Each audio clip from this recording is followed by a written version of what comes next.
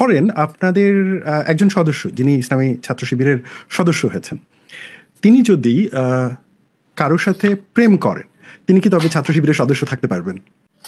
আচ্ছা, শুক্রিয়া। এখন দেখুন, প্রেম করার যে বিষয়টা আপনি বলেছেন, তো ইসলাম এক্ষেত্রে আসলে নীতিমালা কি দিচ্ছে? এখন আপনাকে আগে এই কোশ্চেনটার সমাধান হতে হবে যে আপনি কি আসলে ইসলামের রুলস গুলো ফলো করতে রাজি আছেন নাকি রাজি নেই। তো ইসলাম তো আসলে কারো উপর চাপিয়ে দেয় না।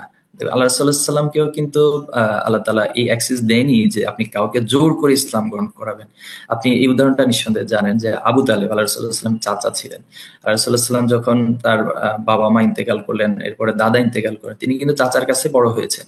এবং ইসলাম প্রচারের ক্ষেত্রে আরবে যে কাফের আল্লাহ রাসূলের বিরোধিতা করতেন, বাধা দিতেন, আবু তালেব সেখানে সবচেয়ে বেশি প্রোটেকশন ব্যবস্থা করেছিলেন। কিন্তু সে আবু তালেব কিন্তু ইসলাম গ্রহণ করেননি, আপনি জানেন।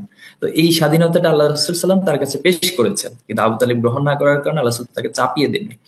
তো এই জায়গায় হচ্ছে যে আগে যদি আপনি ইসলামের কনসেপ্টকে মেনে নিতে প্রস্তুত হন, তাহলে তো আসলে এখন প্রেম করাটাকে ইসলাম কোন দৃষ্টিকোণ থেকে দেখে আমাদেরকে এই বেসিক জায়গাটা হচ্ছে আগে যদি আমরা ক্লিয়ার হতে পারি তাহলে সেটা ক্লিয়ার। এখন ইসলাম আপনাকে বলা হয়েছে যখন আপনি অ্যাডাল্ট হবেন আপনি বিয়ে করুন, ফানকিহু মা তাবা লাকুম, অর্থাৎ আপনি বিবাহ করুন। কিন্তু আপনি যদি বিবাহ বহির্ভূত ভাবে কোনো রিলেশনে জড়িত হন, এটা তো ইসলাম না, আপনার সমাজ কি অ্যাকসেপ্ট করছে আপনাকে, অথবা আমাদের এখানকার যে সোশ্যাল একটা ভ্যালুস তৈরি হয়েছে সেটা কি অ্যাকসেপ্ট করছে, আপনার পিতামাতা কি অ্যাকসেপ্ট করছে।